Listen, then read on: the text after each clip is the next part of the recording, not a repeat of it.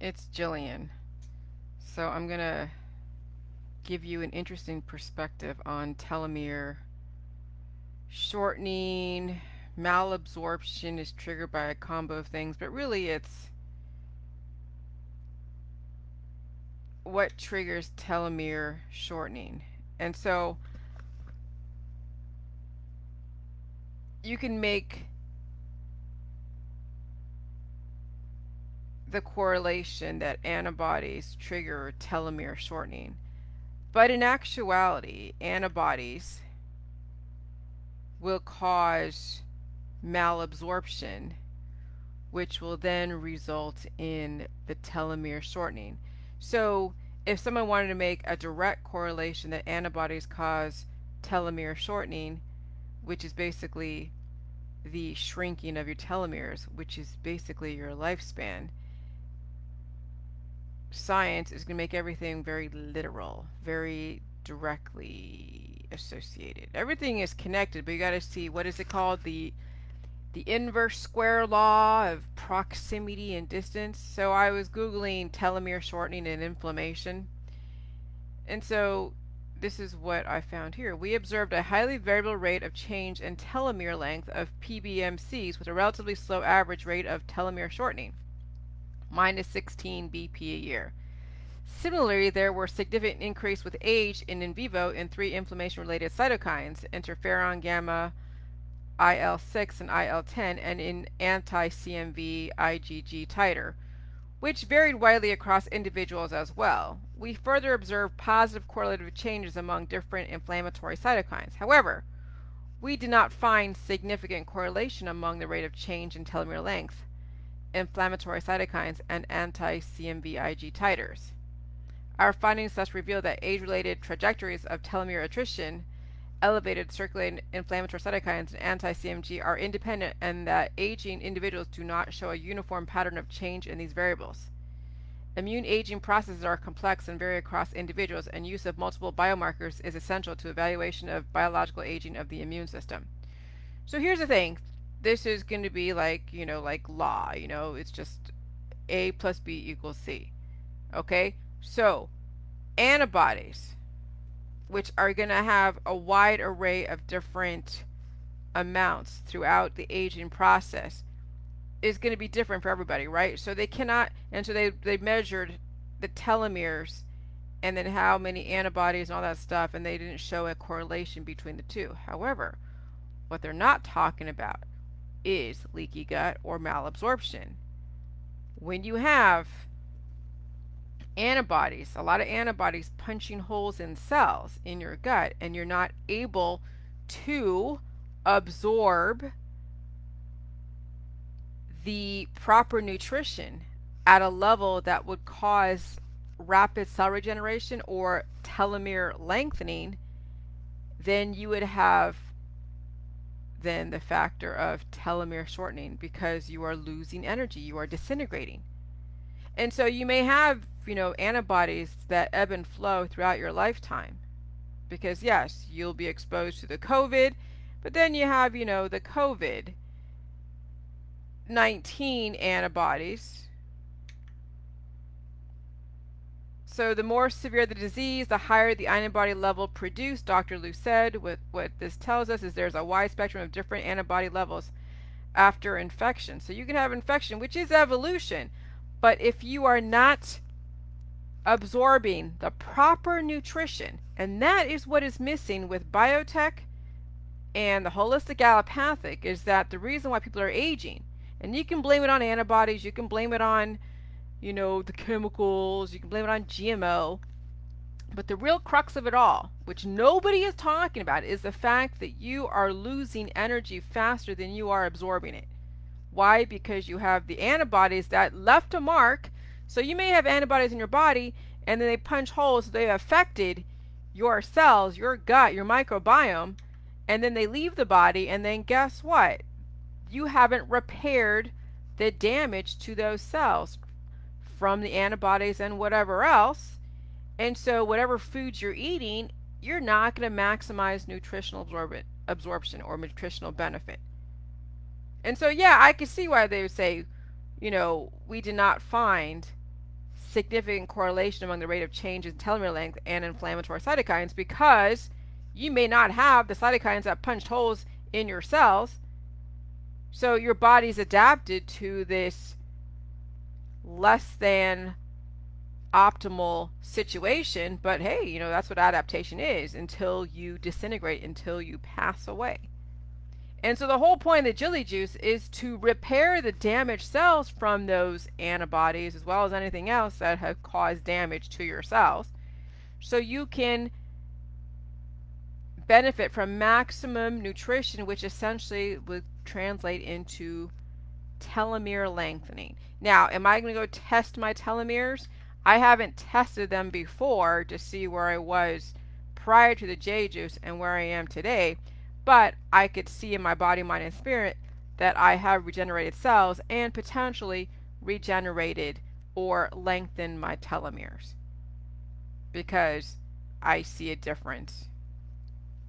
So that is something that people need to be aware of, is that they're not going to address the real root cause, because that's not part of the holistic allopathic world.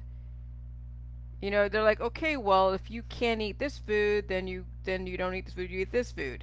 They're always reacting to the disease in your body, and they try to balance your system in a synthetic way, but nobody has really got to the root cause, which is you have to deal with your pain in a totally different way. When you have pain, that's cell regeneration, but you have to support the body correctly. That's the body trying to adapt to the current conditions, and it's going to be utilizing resources. And if you are deficient in resources, then you're going to have glitches. So when you get exposed to a new virus, that's going to cause antibodies to come to surface. Those antibodies are going to try to reprogram. The virus is going to reprogram. Antibodies get created, and those antibodies are like little snapshots. Okay, because it takes away the old world, brings in the new world. You're supposed to regenerate, but then you take away the old world, and you have these antibodies, and they're going to attack the cells, reattack your body, or they promote tumors, cell growth in areas that is not balanced. The body hasn't distributed the cells in a balanced way, so now you have tumors and growths, and then potentially cancer, which is the fast growth of cells that the body can't seem to process correctly because it's not balanced. You're having growth here, but you have dead cells over here, or dead parts of your body here, because some people, a lot of people have a percentage of death within their body. That's immunity. So even though, yes, they're not going to make a correlation that antibodies are the cause of telomere shortening, it's the lack of absorption, the lack of maximizing your nutritional benefit is what causes the disintegration of your telomeres. Okay? But antibodies do play a part, but so do many other things. So when it comes to science and the law, it has to be a direct correlation. You can't say that this causes this. No, correlation doesn't always mean causation. Correlation, yes, everything's a factor, but is it the actual cause of telomere shortening? Telomere shortening is actually malabsorption. And that makes sense, because yes, people can have different levels of antibodies, and would that necessarily correlate to the telomeres lengthening or shortening and whatever? Because you could have I've had a bunch of antibodies in my body during different exposure to viruses, and then my body releases, but I'm able to repair the damage. I eat, I do the jelly juice and I release the excess, and so I'm repairing damage, but I could have several amounts of antibody fluctuating in my body at any given time based upon just, what I'm exposed to, and I would still have telomere lengthening. But it's the imbalance of the amount of antibodies, but that's not even it, because there's so many different people with so many different levels of carrying, and they still have lengthened telomeres, but it's the absorption rate. And that is different for everybody. And so it wouldn't be the antibody count, it would be absorption rate. When you are aging, it's the lack of absorption. You now are causing the second law of thermodynamics, which is wasted energy. What is that actual word? Second law of thermodynamics.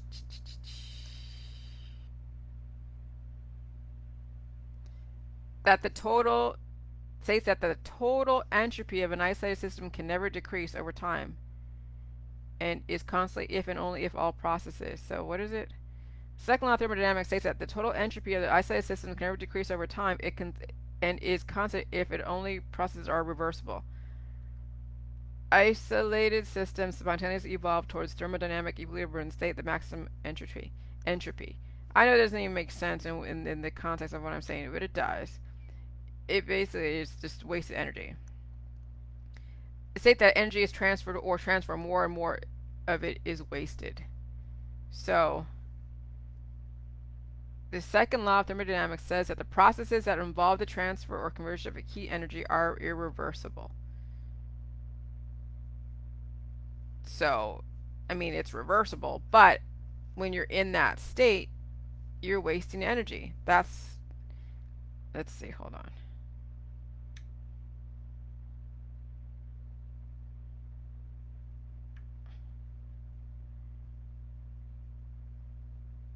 I knew I had. Oh, yeah. A variable called entropy. Well, it's the entropy. I mean, right now they're saying second law of thermodynamics, entropy.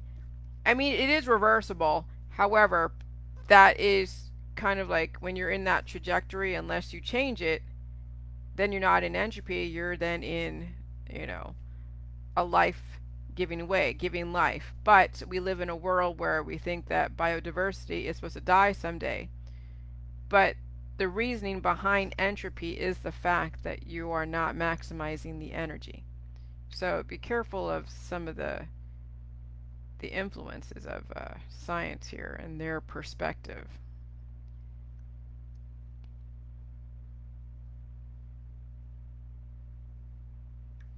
Let's see. Here we go. The second law of thermodynamics says that when energy changes from one form to another, or matter moves freely, entropy, disorder in a closed system increases. Differences in temperature, pressure, even density tends to even out horizontally after a while. So yeah, I mean, it's just wasted energy. Okay? When you have disorder within a closed system, like within your cells, you're going to have entropy. So you could still be getting some kind of nutrition, but not maximizing it because you are not getting the full amount because of disorder, temperature, pressure, density, all that stuff. Okay? So that's in a nutshell to make it easy. So anyways, I've got to write that. So I just wanted to put that out there. That's it. Bye. I'm tired because I was up since 3 this morning. So I'm powering through writing this stuff because I'm just like, I couldn't sleep last night because I'm just thinking about all this stuff about the papacy and Freemasonry and looking up and Googling all this other stuff and listening to YouTube videos. And I definitely see a correlation of the duality in our system when you have those two factions that are running the world, the Freemasons and the Pope, the Vatican. Yeah, you're going to see now them play off each other. And then it manifests in politics, religion, and science. And then this whole thing with the depopulation. And then the choices you have. So, all right. Bye.